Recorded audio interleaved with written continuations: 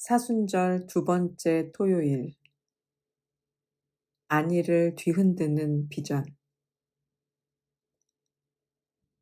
우시야 왕이 죽던 해에 내가 본즉 주께서 높이 들린 보좌에 앉으셨는데 그의 옷자락은 성전에 가득하였고 스랍들이 모시고 섰는데 서로 불러 이르되 거룩하다 거룩하다 거룩하다 만군의 여호와여, 그의 영광이 온 땅에 충만하도다 하더라.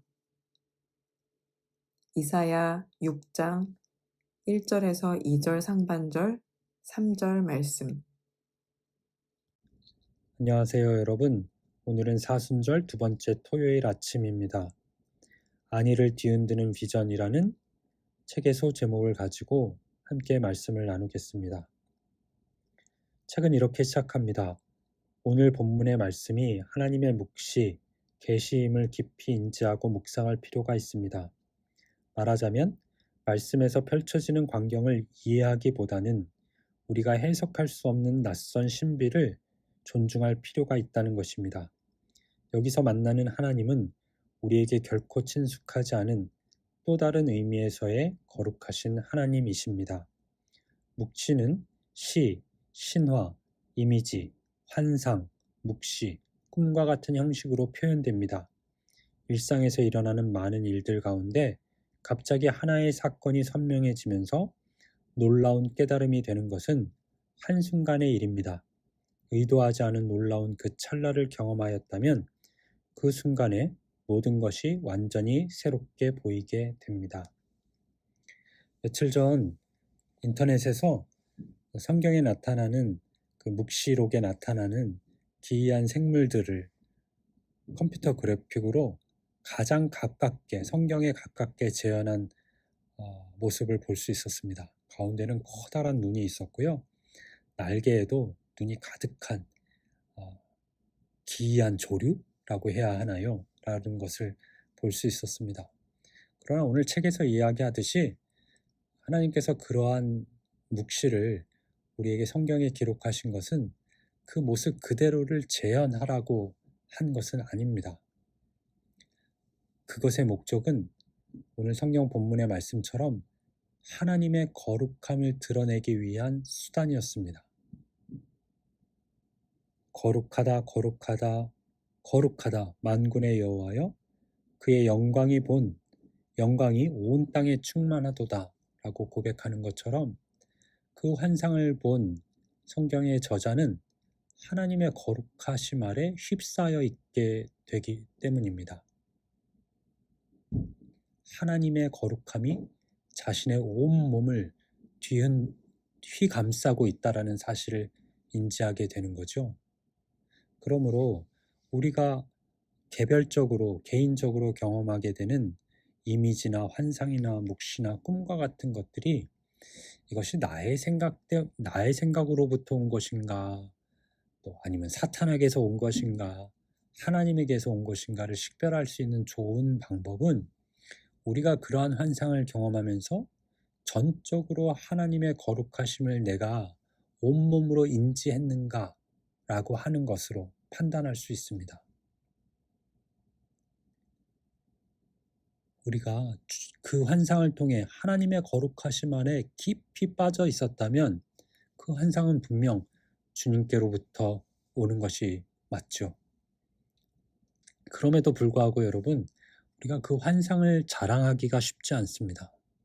어떤 사람들은 내가 이러한 환상을 봤다, 이러한 환상을 봤다라고 이야기하는데 그 환상을 자랑하기가 가능하지 않습니다. 왜냐하면 하나님의 거룩하심이 극대화돼서 나타날 때에 우리가 경험하는 것은 우리의 연약함, 우리의 추악함, 우리의 죄된 모습을 보게 되기 때문에 그렇습니다. 하나님의 거룩함과 전혀 반대에 있는 나의 모습이 동시에 드러나기 때문입니다. 그런데 어느 누가 그 하나님을 본 그 환상을 자랑스럽게 떠들며 이야기할 수 있겠습니까?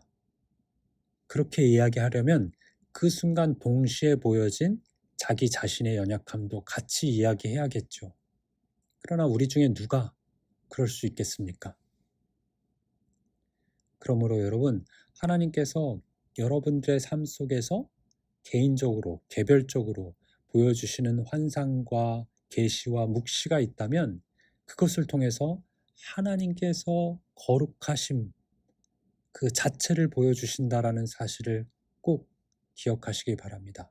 그것과 동시에 나의 연약함을 주님께 드러내고 주님을 붙들 수밖에 없는 그 상황으로 인도하신다라는 사실도 또한 함께 알고 계셔야 합니다. 묵시 가운데 이스라엘 백성을 꾸짖고 바른 길로 돌아오기를 촉구하시는 말씀이 있다고 저자는 이야기하고 있습니다. 그것이 묵시의 목적입니다. 환상의 목적입니다. 계시의 목적입니다. 책의 마지막에 이렇게 기록되어 있습니다. 우리는 성금요일의 순환이 부활절의 기쁨에 앞서서 온다는 점을 진지하게 생각해야 합니다. 우리는 고통에 먼저 주의를 기울여야 합니다. 하나님의 거룩하심은 우리를 위험에 놓이게 합니다. 하지만 참된 왕께서 가까이 오셨다는 것을 인식할 때에 우리도 주어진 고통을 정당한 것으로 이해하고 견딜 수 있습니다.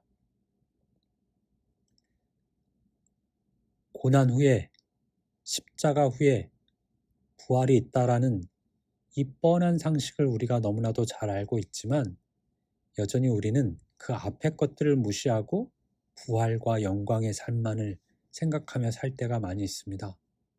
그러나 우리가 지금 이 특별한 사순절의 기간을 보내고 있는 것과 같이 우리가 조금 더 부활 이전에 순환과 고난과 고통의 문제에 대해서 귀 기울이며 그 문제를 가지고 주님께로 나아갈 수 있다면 이후에 주실 하나님의 은혜가 더 큰 기쁨과 감격으로 다가올 것이라는 것을 믿어 의심치 않습니다. 그러한 은혜를 누리며 오늘 하루도 주님과 동행하는 저와 여러분이 되기를 기도합니다. 기도하겠습니다. 때로는 우리에게 낯선 분으로 오시는 거룩하신 하나님, 주님의 임재와 권능으로 우리의 모든 기대들을 뒤집어 주시옵소서. 그리고 우리의 기대가, 우리의 생각이, 우리의 선입견이 갈아엎어지는 그 일에 대해서 우리가 기뻐할 수 있게 도와주시고 감사할 수 있게 도와주시고 거기서 더 큰 은혜를 누릴 수 있는 저희들 모두가 다 되게 도와주시옵소서. 주님이 주시는 위험스러운 말씀들을 받고 인정하게 하여 주시고 그 가운데에 주시는 참된 평화의 말씀도 깨닫는 저희들이 되게 도와주시옵소서. 감사드리며 예수님의 이름으로 기도합니다. 아멘.